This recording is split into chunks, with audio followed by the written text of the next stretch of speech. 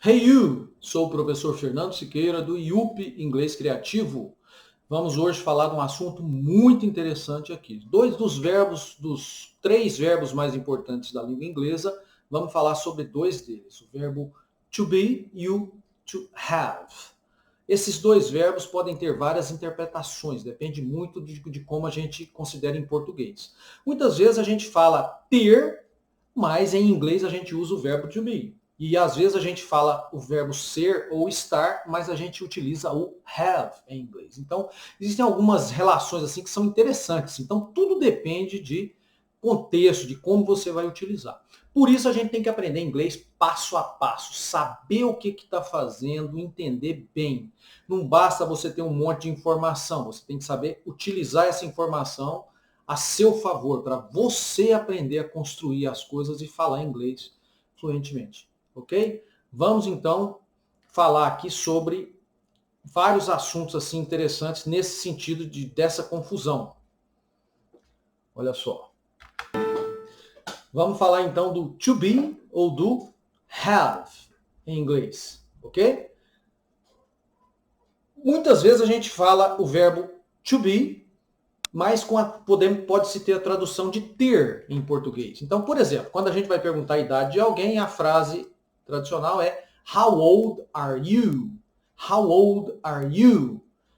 No português, a gente costuma falar quantos anos você tem, certo? Mas em inglês não se fala o verbo have, usamos sempre o verbo to be. Então, em inglês se fala quanto velho você é, ao pé da letra, como se fosse. Então, é qual a idade que você está. Jamais a gente fala verbo have, verbo ter. O verbo have é ter de possuir. Então, a utilização é realmente diferente, certo? Não fazemos isso na língua inglesa. Sempre verbo to be, ok? Então, how old are you? How old is he? How old is she? Qual a idade dele? Quantos anos ele tem? Ela tem. Então, a gente responde sempre com to be também. I am tantos years old. I am 51 years old. Ok? Com um corpinho de 30. Ok? Ó, outro exemplo aqui. You are right. Você está certo. Você está correto. Certo? Mas isso aí pode ter uma tradução de você tem certeza, você depende muito do jeito que você utilizar. Então, you are right. Você está correto, você está certo. Ou podemos traduzir como você tem razão. Então, para falar você tem razão, you are right, por exemplo, é uma das formas. Então, muitas vezes a gente leva para o português e não é bem assim. Ou seja, temos que aprender a frase em inglês. Outro exemplo aqui, o to be not, né, no negativo, I'm not afraid.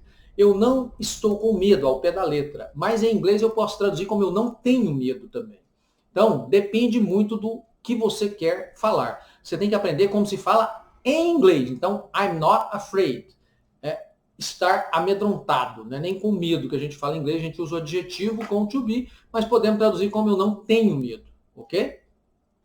Outro exemplo, be careful. Ao pé da letra é como se fosse seja cuidadoso, mas no nosso português nós podemos dizer tenha cuidado, ok?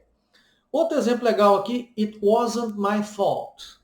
It wasn't my fault. Ao pé da letra ficaria não foi minha culpa, não foi minha falha, mas pode dizer também eu não tenho culpa, certo? Outro exemplo legal, I'm sure. Eu tenho certeza, eu estou certo. Em inglês a gente fala eu estou certo de alguma coisa, mas no português a gente tem a tendência de falar sempre eu tenho certeza. Não costuma falar que está certo disso ou daquilo. A gente costuma falar tem certeza. Então aqui são alguns exemplos que a gente usa o to be com a tradução de ter, por exemplo. Agora vamos ver o contrário, o have com a tradução de ser, por exemplo, ou de estar. Então, por exemplo, quando a gente fala de dor e de doença em inglês, a gente fala sempre o verbo have. Então, exemplo aqui, I have a headache. Ao pé da letra é como se fosse eu tenho uma dor de cabeça. Mas a gente fala no português, eu estou com dor de cabeça. Em inglês, quando você usa o have, aí dor ou doença, você ter qualquer doença, a gente usa sempre o verbo have. Eu estar com qualquer doença também, sempre have. Então, I have a headache, eu estou com dor de cabeça. Ok? Se a gente falar que eu tenho dor de cabeça no português, dá uma impressão que é uma dor constante, uma coisa de frequência. Então, não é por aí. Outro exemplo aqui também falando de dor. She has a toothache. Ela está com dor de dente. Mas em inglês a gente fala verbo have também. certo? Então ela tem dor de dente, ela está com dor de dentes. Outro exemplo de doenças aqui também, que é importantíssimo, he has diabetes. Então, ele tem ou ele está com diabetes. He has diabetes. Então, falou de doença, sempre verbo have. I have a cold. Ó, eu estou resfriado. Eu estou gripado. I have a cold, né? Quando você fala, se você falar I am cold, seria eu estou com frio. Então, I have a cold, eu estou resfriado, tenho uma gripe, peguei uma gripe. Em geral, a gente não usa tanto o verbo have nessa frase, pode acontecer normalmente, mas é mais comum se usar o catch, que é o verbo pegar, né, de agarrar alguma coisa. Então, I catch a cold, eu pego uma gripe. Agora, I caught a cold, que é o normal, se falar mais rapidamente, I caught a cold, quer dizer, eu peguei um resfriado, peguei uma gripe, ok? E mais um exemplo aqui, quando eu vou oferecer alguma coisa para alguém, isso aí já não tem a ver com o to be, mas tem a ver com uma tradução diferente do have. Would you like to have some coffee? Would you like to have some coffee? Ó, você gostaria de have some coffee? De tomar um pouco de café, beber um pouco de café? Em inglês, quando eu vou oferecer alguma coisa para alguém, a gente costuma usar o verbo have. Tanto faz para beber ou para comer. Então, would you like to have a sandwich? Would you like to have a beer? Tanto faz alguma coisa de beber ou de comer, a gente costuma, quando você vai oferecer, usa-se o have. Porque senão você fala drink a Coke, beber uma Coca, eat a sandwich, comer um sanduíche. Geralmente, quando a gente vai oferecer alguma coisa para alguém falar, não precisa você falar o verbo comer e ou beber. Porque o sanduíche só serve para comer e a cerveja só para beber, por exemplo. Então, em inglês, a gente fala o have, que ele serve para as duas coisas. Ele é muito interessante nesse ponto.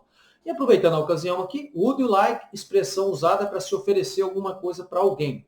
Existem outras expressões também, mas essa é a principal, é a campeã mundial, ok? Então, vamos voltar aqui. Olha só, é isso aí. Esse é o IUP Inglês Criativo. Você vai ter sempre muitas dicas legais, muitas dicas interessantes. E agradeço muito a sua presença aqui. Se você gostou, dá seu like aí, compartilha. Inscreva-se no canal se você não é inscrito. Toda semana nós vamos ter vídeos novos, maravilhosos. E acesse o site inglescriativo.com.br para conhecer os conteúdos e também o nosso blog maravilhoso e principalmente os cursos IUP que são feitos para você aprender inglês em casa. Valeu, abraço!